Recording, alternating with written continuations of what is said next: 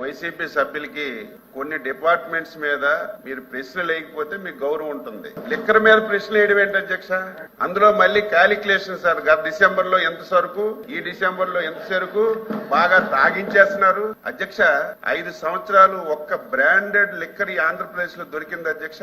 ఆంధ్రప్రదేశ్ లో చాలా మంది అధ్యక్ష ఆ రోజు బూమ్ బూమ్ ప్రెసిడెంట్స్ మెడల్ అని చెప్పి మన టీ దుకాణంలో అధ్యక్ష, టీ దుకాణంలో టీ చేసి వెంటనే ఇస్తే తాగేసేటట్టుగా వీళ్ళు సొంత కంపెనీల్లో లిక్కర్ తయారు చేసి, నాసిరకం లిక్కర్ తయారు చేసి ప్రజల ప్రాణాలతో ఆడుకుని ఆ రోజు చాలా మంది ఇతర రాష్ట్రాల్లో బ్రాండెడ్ సరుకు అంతా తెచ్చుకొని వాటికి ట్యాక్స్ లేకుండా ఆ రోజు తాగారు. ఈ రోజు అదంతా స్ట్రీమ్ లైన్ చేసి కట్టడి చేసి ప్రతి పైసా ప్రభుత్వ ఆదాయానికి తీసుకొస్తుంటే దానికి డొంక తిరుగుడుగా మీరు ఎక్కువ తాగించేస్తున్నారని ప్రశ్న వేయడం సబబు కాదు. రెండవది బెల్ట్ షాపులు అధ్యక్ష.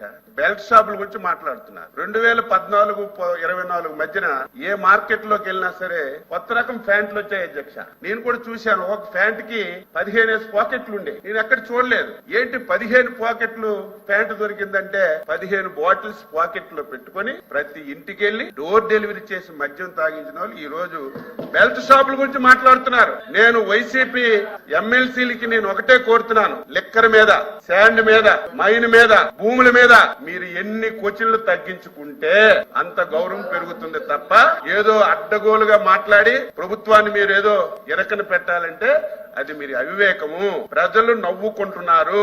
వైసీపీ సభ్యులు లిక్కర్ మీద క్వశ్చన్ వేసినా, ఇసుక మీద క్వశ్చన్ వేసినా, మైన్స్ మీద క్వశ్చన్ వేసినా, ల్యాండ్స్ మీద క్వశ్చన్ వేసినా నవ్వుకుంటున్నారనే విషయం మీరు గుర్తుపెట్టుకోవాలి.